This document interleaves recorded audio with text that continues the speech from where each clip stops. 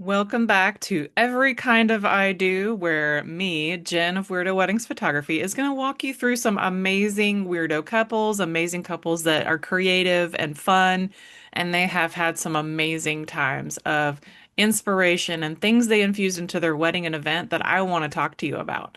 So you're in the right place if you're here for inspiration or wanting to do things differently. This is your spot. So welcome to Every Kind of I Do. So this is going to be a really fun one. Matter of fact, full disclosure, I had to go get more photos from this wedding because I was just going to talk about handmade shawls today, but then I realized how many more elements that this wedding had to it that I wanted to talk to you about the handmade items, okay? This isn't just DIY. This is love and things that you are passionate about that you make with your own hands. This is things that you want to make for your wedding that does not put you in the I just want to do it because it's cheap. No, this is the passionate side of when you're crafting things for your wedding. I think this is such an important topic to discuss and celebrate because this wedding knocked it out of the park for everything handmade and homemade, and I loved everything about it.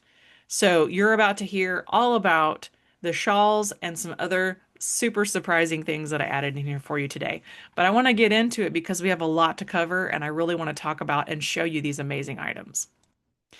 Okay, so first of all, this wedding was in a forest. This was a very raw forest area with they actually were making the ceremony site as we showed up. They were doing hay bales and making the site look, less muddy. The weather was perfect this day, but what I want to highlight in this particular episode are these shawls. Now, this is a part of the wedding party, and this is everybody. I think I photographed everybody. Almost everybody in this photo has their shawls, and there may have been a couple of people I missed, but this is not. This is going to give you everything that you might want to know or need to know about making gifts and things for your attendants at your wedding. Okay. So we can start and go all across the board. Like the color tone is beautiful, okay? So you're gonna have these blues infused with greens, is what I'm seeing. Then you also have a green that is very much different than everybody else. But everything kind of goes together because you'll notice that everybody's outfits, it it's got all the beautiful color tones of nature, but also you're mixing in these beautiful blues and some of these very, very muted blues as well. I say very muted, medium tone blues. Like they all kind of go together. And then we have the bride is in full purple with, I believe it's got the bell sleeves too, the very princessy kind of a dress, but it's also got a really, really long train happening as well. I don't think I put a photo of that in here. But anyway, there's also a hoop skirt right here. I don't know if you see this or not, but this is a hoop skirt. That's always a fun challenge to walk around in a hoop skirt and then figure out how to go to the bathroom later.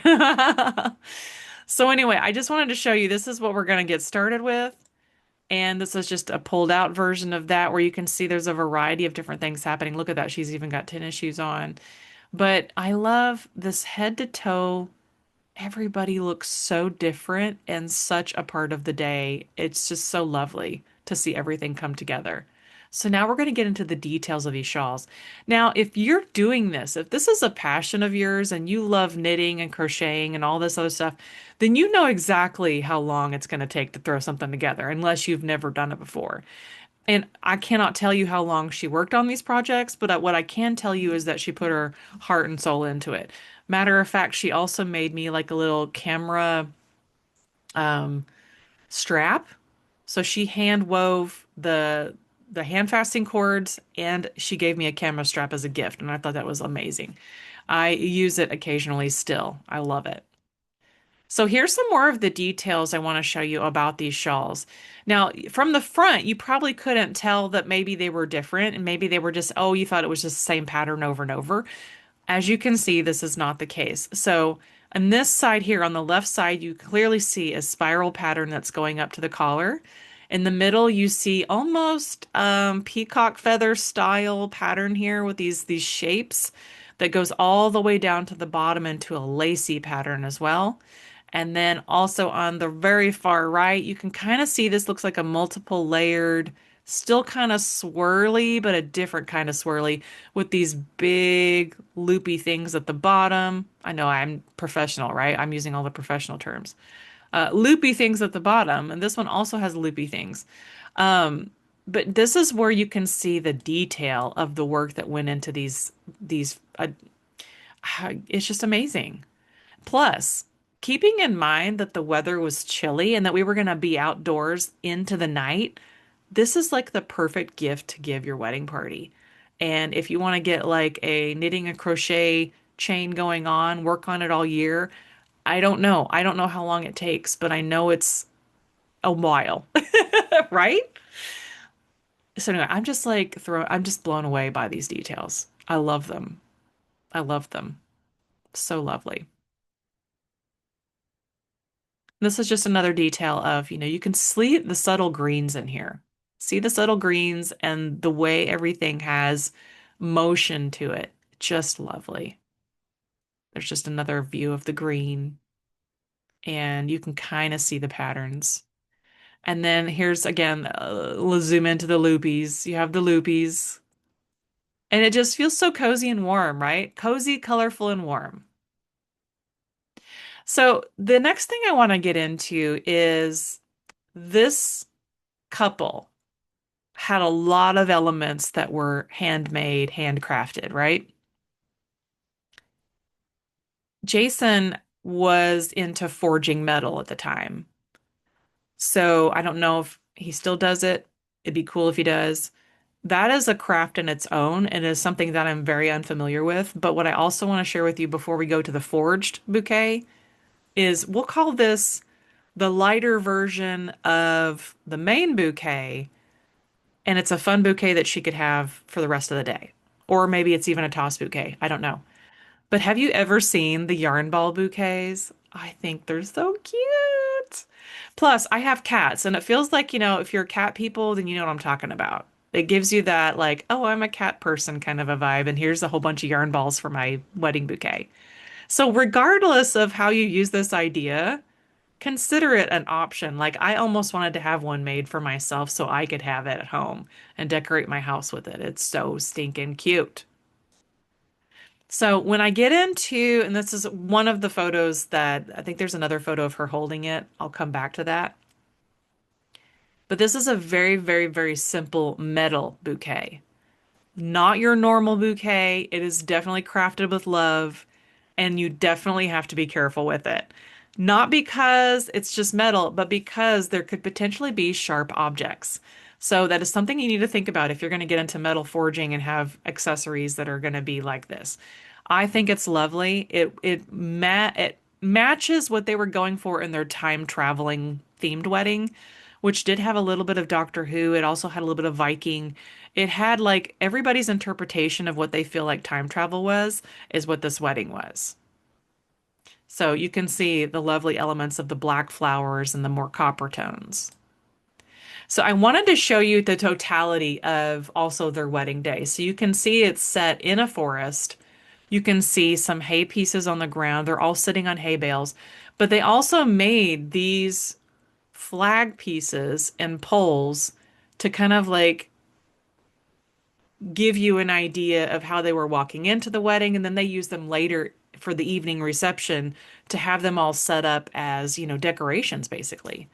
So, what I love about this is they have a variety of different things. They all mean something. There's a whole bunch of animals represented. We obviously have a squirrel, a rabbit, an owl, and a bear. And there's a couple more you can't see in this photo because I couldn't get all of them in the photo, but you can see a couple other sticks. But you can also see that during their ceremony, here's all of their wedding party, right? All of the wedding party is standing up there. And you can see how everybody's dressed differently. Everybody's got their own ideas of interpretations. You got some varieties of different colors, but it all works. And so you can see a little bit of the train here too, just a little bit. And this is our Doctor Who officiant with the hand fasting cords. But this is just a great way to not just planning your wedding and the timing of it all. is what gets interesting too, especially if you're outdoors. If you're outdoors and you're getting married in a forest and you know the lighting, once the lighting is gone, you've got to have lighting for the outside reception. Otherwise, it's just going to be dark. And the beautiful thing is that we're doing this at the perfect time of day where it's just enough overcast, where we are doing all of the vows, all the ceremonies, and we still had time for photos and we still had time for fun. And it was just lovely. I would love to share more about this wedding as time goes on. For now, I'm going to sneak back to the original metal forged bouquet real quick before we say goodbye, because I wanted to show you how she's holding it. Okay. So you can see there's three flowers, but it also has stems that go pretty far down. Okay. So just think about that. Like, if you want to do that kind of a craft, if you want this in your wedding, how does it look when you hold it? How does it feel when you hold it? Do you want to just use it as an accessory to walk down the aisle, or do you want to make it a focal point at your wedding ceremony or the wedding reception? You never know. All of these ideas are very valid, all of them. So you could see what they did here. So I just want to leave you with that is that in the end of the day, all of your handmade elements, all your handcrafted ideas, this is just one of many ideas that I've seen come to pass that makes me excited. So I will see you on the next episode of Every I Do, or Every Kind of I Do. And this is Jen with Weirdo Weddings saying goodbye.